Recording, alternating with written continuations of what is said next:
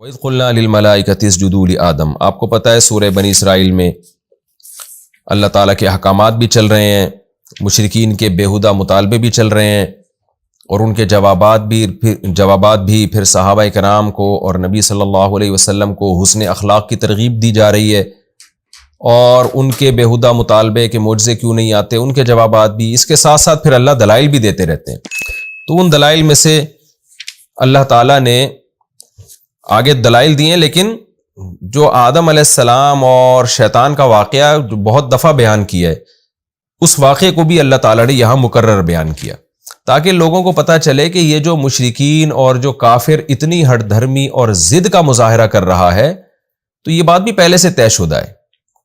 اس میں ان کافروں کی باتوں میں آ کے ان کو فالو کرنے کی ضرورت نہیں ہے، بلکہ یہ تو شیطان پہلے یہ کام کر چکا ہے کہ میں ان کو تیرے راستے سے روکوں گا میں۔ تو یہ دلائل کی قوت کی بیس پہ نہیں کافر ایمان کا انکار کر رہے، یعنی ایسا نہیں ہے کہ اسلام کے دعوے میں جان نہیں ہے، بلکہ یہ شیطانی اثرات ہیں، اور شیطان تو بہت پہلے سے انسان سے حسد کرتا ہے، اور اس نے کہا تھا کہ میں اکثریت کو جہنم کا ایندھن بناؤں گا۔ تو یہ اس جو واقعہ ہوا تھا نا، اس کے نتیجے میں جو شیطان کو حسد ہوا، اس حسد کا نتیجہ ہے۔ تو لہذا اکثریت اگر گمراہ ہے تو اس کی گمراہی سے متاثر مت ہو کہ اگر اسلام دین برحق ہے تو اکثریت اس کو فالو کیوں نہیں کر رہی، تو اس بات سے بالکل متاثر نہ ہو، کیونکہ شیطان نے یہ عزم کیا تھا کہ میں اکثریت کو جہنم کا ایندھن بناؤں گا، اور وہ پورا زور لگا کر جو ہے وہ یہ کام کر رہا ہے۔ تو یہ شیطان ہے جس کو لوگ فالو کر رہے ہیں۔ اس لیے اللہ فرماتے ہیں وَإِذْ قُلْنَا لِلْمَلَائِكَةِ، اور اس وقت کو یاد کرو جب ہم نے فرشتوں سے کہا اسجدوا لآدم، آدم کو سجدہ کرو، فسجدوا الا ابلیس، سب نے سجدہ کیا مگر ابلیس نے سجدہ نہیں کیا۔ اس کا میں کئی بار اس کی تفسیر بیان کر چکا ہوں کہ یہاں ابلیس کا استثناء کیوں کیا۔ قال، ابلیس کہنے لگا اسجد، کیا میں سجدہ کروں لمن خلقت طینا، اس شخص کو، اس ذات کو جس کو تو نے مٹی سے پیدا کیا۔ یعنی اللہ پہ الٹا اعتراض کر رہا ہے کہ یہ کیسے میں یہ نہیں کر سکتا ہوں۔ قال ارأیت، پھر شیطان کہنے لگا اے اللہ تو بتا، ھذا الذی کرمت علی، یہ وہ ذات ہے جس کو تو نے مجھ پر فضیلت دی ہے، جس کو تو نے مجھ پر عزت دی ہے، یعنی توہین کر رہا ہے اللہ کے حکم کی کہ یہ اس میں کیا چیز ہے، سڑے ہوئے گارے سے تو نے اس کو پیدا کیا تو میں کیسے اس کو سجدہ کر سکتا ہوں۔ اور پھر حسد کی آگ میں جل کے کہنے لگا لئن اخرتنی الی یوم القیامہ، اگر تو نے قیامت تک کے لیے مجھے مہلت دے دی، حیات اور زندگی دے دی، لأحتنکن ذریتہ الا قلیلا، چند لوگوں کے سوا میں پوری کی پوری اس کی ذریت کو اپنے کنٹرول میں لے لوں گا۔ یعنی کنٹرول میں لے کے کیا کروں گا، پھر اپنی مرضی سے میں ان کو گمراہی کے راستے میں ڈالوں گا، ایسا کنٹرول میرا ان کے اوپر ہو جائے گا۔ یہ شیطان کو پتہ کیسے چلا کہ چند لوگوں کو کے علاوہ سب کو کنٹرول میں لوں گا؟ تو ظاہر ہے اس کو آدم علیہ السلام کی صفات دیکھ کے اندازہ ہو گیا ہوگا، یا اس کو پتہ ہوگا اللہ تعالیٰ نے آدم علیہ السلام کو میں جو خاصیتیں رکھی ہیں، یا اللہ نے اس کو بتا دیا ہوگا جیسے کہ دوسرے مقام پر آتا ہے۔ تو قرآن ظاہر ہے ہر جگہ ہر چیز کی ڈیٹیل بیان نہیں کرتا، لیکن بہرحال شیطان کو یہ بات معلوم تھی کہ سب کو میں گمراہ نہیں کر سکوں گا۔ قال اذهب، اللہ نے فرمایا جا، یہاں جا کا مطلب کیا ہے کہ میں تجھے اور آدم کی اولاد کو چھوڑ رہا ہوں اپنے حال پہ۔ یہاں جانے کا مطلب یہ نہیں کہ تو کہیں سے آیا ہے تو اب وہیں جا، یہ عام محاوروں میں بھی یہ جملہ استعمال ہوتا ہے کہ جاؤ بھائی جو کرنا ہے کرو تم۔ فمن تبعک منہم، لیکن میں بھی تجھے بتا دوں، اللہ نے کہا جو بھی تیری اتباع کریں گے فإن جہنم جزاؤکم جزاء موفورا، تو بے شک تم سب کا بدلہ جہنم ہے اور پورا پورا بدلہ ہے وہ۔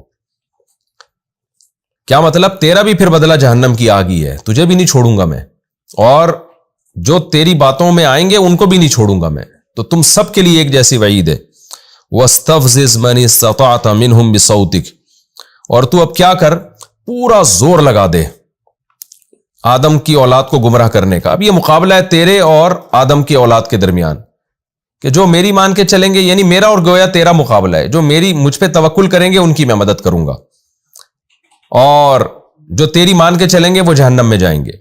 لہذا اب یہ کھلا مقابلہ ہے، میں بھی پیغمبروں کو بھیجوں گا، میں بھی پیغمبروں کے وارثوں کے ذریعے ہدایت کو دنیا میں پھیلاؤں گا، اور لوگ میری احکامات پہ قربانیاں دیں گے، لڑیں گے، خون بہائیں گے اپنا اللہ کی راہ میں، یعنی قربانیاں دیں گے، خون بہے گا ان کا، اور جیسے کہ جہاد میں ہوتا رہا ہے، قتل بھی کرتے ہیں اور قتل ہوتے بھی ہیں، تو خون بہائیں گے بھی اور اپنا بھی خون بہائیں گے۔ تو دونوں طرف جیسے جہاد میں ہمیشہ سے ہوتا رہا ہے اللہ کے لیے لڑنے والوں کا جو طریقہ رہا ہے، صحابہ کرام نے جیسے بڑی بڑی قربانیاں دی، تو اور تیرے فالوورز بھی تیری باتوں میں آئیں گے، وہ دلائل کی دنیا کو ایک طرف رکھیں گے، خواہشات کی اتباع کریں گے.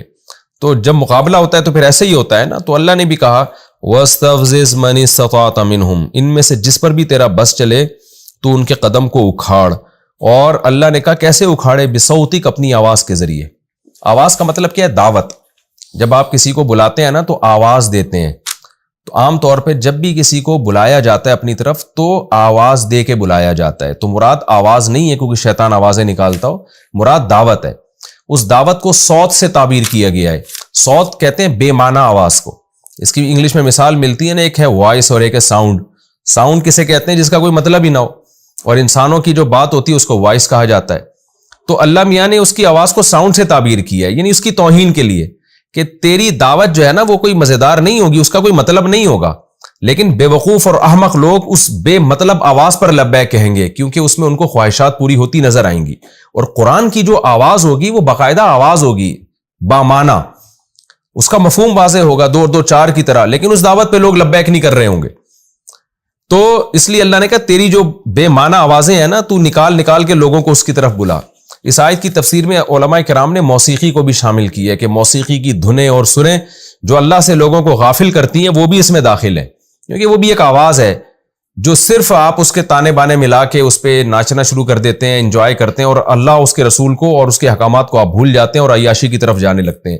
حالانکہ اللہ اس کے رسول کی دعوت میں جان ہوتی ہے، وہ دلائل پر مبنی دعوت ہوتی ہے. وہ بتا رہے ہوتے ہیں کہ اس کو تم فالو کرو گے تو یہ جزا ملے گی، اور اس کی مخالفت کرو گے تو یہ سزا ملے گی، اور اس کو اللہ تعالیٰ براہین سے اور دلائل سے ثابت کرتے ہیں.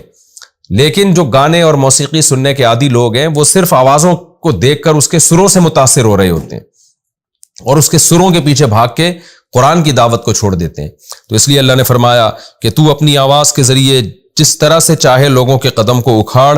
وَأَجْلِبْ عَلَيْهِمْ بِخَيْلِكَ وَرَجِلِكَ، اور پورا زور لگا دے، یعنی اپنے لاہو لشکر، اپنے گھڑ سوار اور پیادہ پا سپاہیوں کو کھینچ کے لیا انسانوں کے مقابلے میں. یہ کنایا ہے، یہ یعنی ایک محاورہ ہے کہ ہم کہتے ہیں نا اپنا لاہو لشکر لا کے تو یہ کام کر لے، اکیلا نہیں کر. تو اللہ نے بھی شیطان کو گویا قیامت تک کھلی مہلت دے دی کہ تو پورا زور لگا دے، جس طریقے سے گمراہ کر سکتا ہے لوگوں کے دلوں میں وسوسے ڈال کے اور دنیا کو مزین کر کے اور کس مختلف طریقوں سے. وَشَارِكْهُمْ فِي الْأَمْوَالِ وَالْأَوْلَادِ، اور ان کے مالوں اور اولاد میں بھی شریک ہو جا. کیا مطلب مال میں شرکت کیا ہے؟ کہ مال جو اللہ کے قرب کا ذریعہ تھا، جس کو جتنی زیادہ نعمتیں ملیں اس کو تو چاہیے نا کہ اللہ کا اتنا شکر ادا کرے، بھائی اللہ نے مجھے مال دیا تو مال میں بھی شرکت کر لے. کیا مطلب؟ ان کا مال ان کو گمراہ کرنے کا ذریعہ بنا دے. اور اولاد میں بھی شرکت کر. اولاد ملنے سے ہونا تو یہ چاہیے تھا کہ اللہ کی نعمت ہے تو ہم اور اللہ کا شکر ادا کریں، لیکن اولاد میں بھی تو اپنا حصہ ڈال دے. کیا مطلب؟ یہ اولاد بھی گمراہ کرنے کا ذریعہ بن جائے. کتنے لوگ اپنی اولاد کی وجہ سے سیدھے راستے سے ہٹ جاتے ہیں. وعدہم، اور ان سے وعدے بھی کر. کیا مطلب؟ برائی کے راستے پہ ڈال کے نا لمبی لمبی امیدیں دلا ان کو، وعدے کر کہ تم یہ گناہ کرو گے تو یہ فائدہ ہوگا، اس سے ڈپریشن ختم ہوگی. آپ دیکھ لیں ہر گناہ کے پیچھے یہی ہوتا ہے کہ انسان اس کو غلط قسم کے تانے بانے ملا کے نا اس گناہ میں پڑ رہا ہوتا ہے. اور نشہ کرنے والے وہ سمجھتے ہیں اس سے ہماری سٹریس ختم ہو جائے گی، زنا کرنے والے سمجھتے ہیں کہ ہم ایک ڈپریشن ختم ہو جائے گی اور عیاشی ہم کریں گے تو پھر یہ ہوگا وغیرہ وغیرہ. اب اس کی میں ڈیٹیل میں نہیں جاتا. تو اللہ نے فرمایا ان سے وعدے بھی کر تو، یعنی اللہ گویا اس کو یہ تحدید کہلاتا ہے یہ عمل. اس کا مطلب یہ نہیں کہ اللہ اس کو پرمیشن دے رہے ہیں، بلکہ اس کا مطلب یہ ہے کہ اللہ اس کو کہہ رہے ہیں کہ تو نے جو اجازت مانگی ہے نا کہ میں ان کو گمراہ کرتا ہوں تو ہر طریقہ استعمال کر لے. باقی اس پہ ایک شیطان کو سزا ملے گی کہ تو نے ان طریقوں کو استعمال کیوں کیا. اس کی مثال ہے جیسے کوئی آپ کو دھمکی دے رہا ہو نا کہ میں تجھے قتل کر دوں گا، تو آپ کہتے ہیں بھائی تو جو کر سکتا ہے کر لے. تو یہ پرمیشن نہیں ہوتی کہ میری طرف سے اجازت ہے. مطلب یہ کہ میں تجھ سے ڈرنے والا نہیں ہوں، اگر مقابلہ ہے تو پھر کر کے دیکھ، صحیح طرح سے کر. تو شیطان نے بھی جب کہا اللہ تعالیٰ کو کہ میں یہ کروں گا تو اللہ نے کہا کہ ٹھیک ہے پھر میرا تیرا مقابلہ ہے، تو نے جو کرنا ہے وہ تو کر کے دکھا. لیکن آگے اللہ نے کیا فرمایا کہ دو باتیں فرمائی. وما یعدہم الشیطان الا غرورا، اللہ نے ہمیں تنبیہ کر دی کہ دیکھو شیطان تم سے جو بھی وعدے کرے گا دھوکے پر مبنی ہوں گے.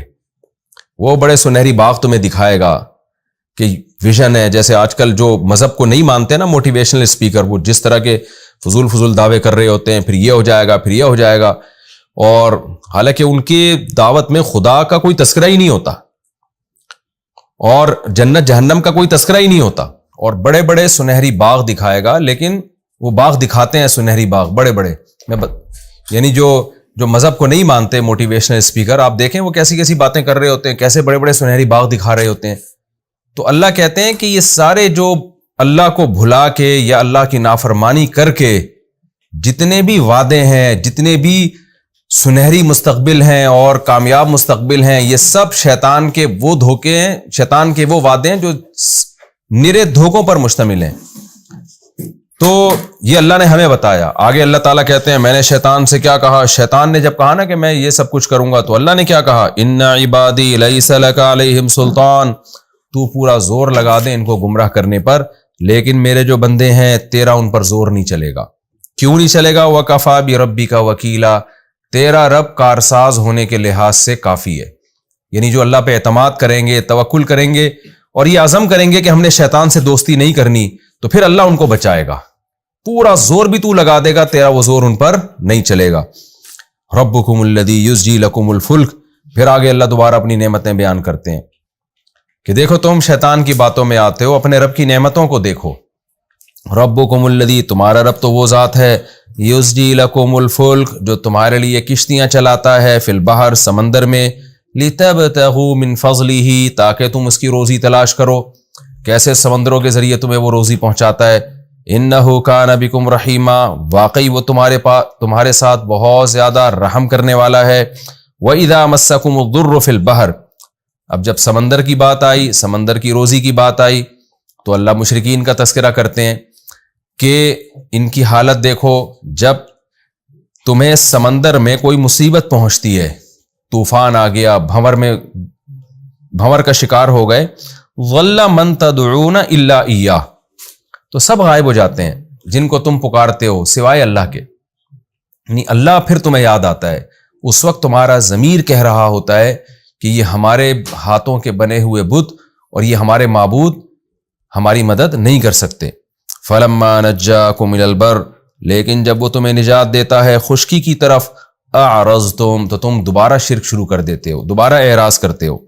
وَكَانَ الْإِنسَانُ كَفُورًا، اور انسان ہے ناشکرا. تو یہ ایک مثال ہے. اس مثال میں ہر وہ شخص داخل ہے جب کوئی مصیبت تھی تو اللہ کو یاد کر رہا تھا، اور جب اللہ نے وہ مصیبت دور کر دی تو وہ اللہ کو بھول گیا. آگے اللہ فرماتے ہیں تم سے جب مصیبت ختم ہوتی ہے اور اس وقت تم اللہ کو بھول جاتے ہو تو کیا تم بے خوف ہو گئے کہ اللہ تمہیں خشکی میں نہیں دھسا سکتا؟ زمین میں، سمندر میں تمہیں ڈر تھا کہ ہم ہلاک ہو جائیں گے، اس وقت اللہ کو پکار کے دعائیں مانگ رہے تھے، اور خشکی پہ آ کے تم اللہ کو بھول گئے. تو آفا امین تم، تو کیا تم بے خوف ہو گئے، ان یخسف بکم جانب البر، کہ وہ خشکی کی جانب میں تمہیں دھسا دے. زمین میں زلزلے بھی تو آ سکتے ہیں. او یرسل علیکم حاصبا، یا خشکی میں تمہارے اوپر کوئی پتھروں کا طوفان بھیج دے، جیسے اس نے پچھلی امتوں پر بھیجا ہے. ثم لا تجدوا لکم وکیلا، پھر تم اپنے لیے کوئی مددگار اور دوست نہیں پاؤ گے. ام امنتم، یا تم اس بات سے بے خوف ہو گئے ہو، ان یعیدکم فیہ تارۃ اخری، کہ اللہ تمہیں دوبارہ اعادہ کر کے دوبارہ سمندر میں لے جائے.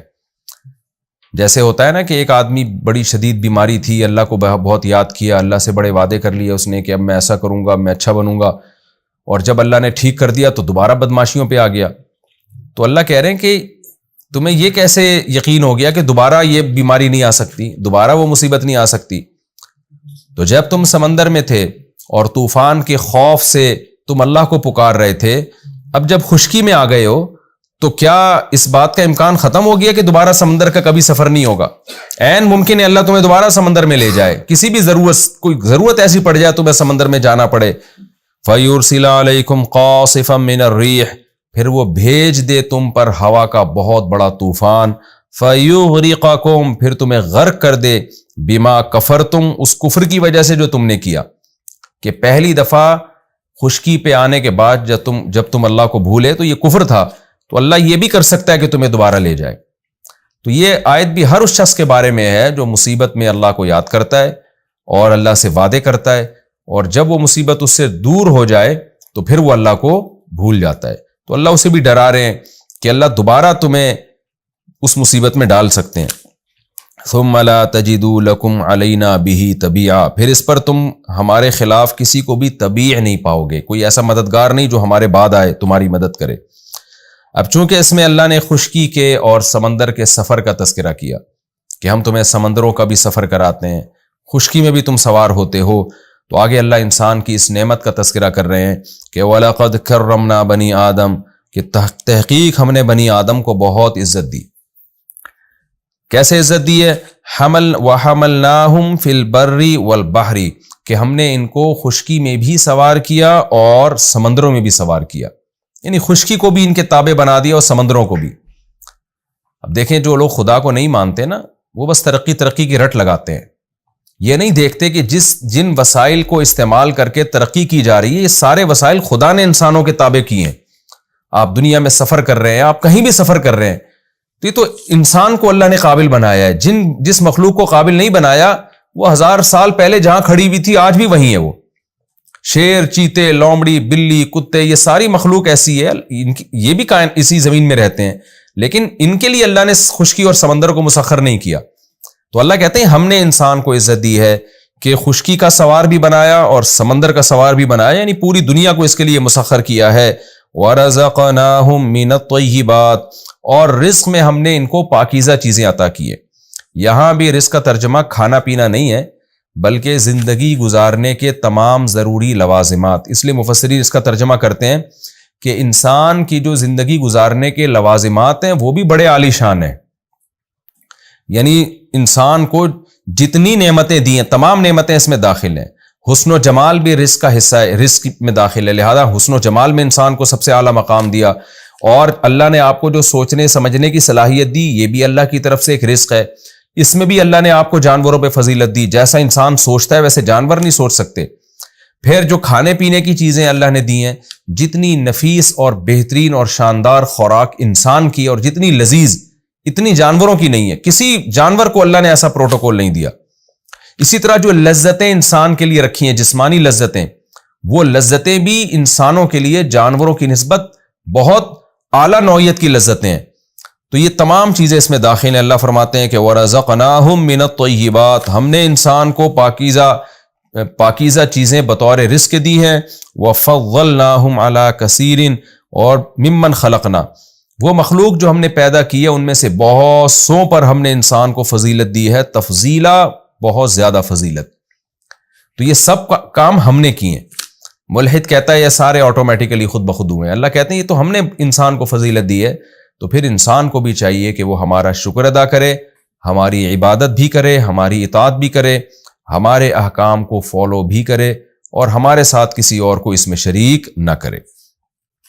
یہ ہمارا رکوع نمبر 7 اور 7 یہ الحمدللہ مکمل ہو گیا۔ اس رکوع میں بھی اللہ نے آدم علیہ السلام کا واقعہ بیان کیا اور بتایا کہ جو بدبخت لوگ ہیں شیطان ان پر مسلط ہے، غلط دلائل دیتا ہے ان کو، اور جھوٹے وعدے کر کے لمبی لمبی امیدیں دلاتا ہے، اس کے بعد شیطان کی باتوں میں آ کے وہ بھی جہنم کا ایندھن بنیں گے۔ آپ دیکھ لینا، انسان اپنے حال کو سوچ کے یہ سمجھتا ہے کہ میں ہمیشہ ایسا رہوں گا، یہ بہت بڑا دھوکہ ہے۔ حال کو دیکھ کے کبھی بھی مستقبل کے بارے میں دھوکے میں نہیں آنا چاہیے۔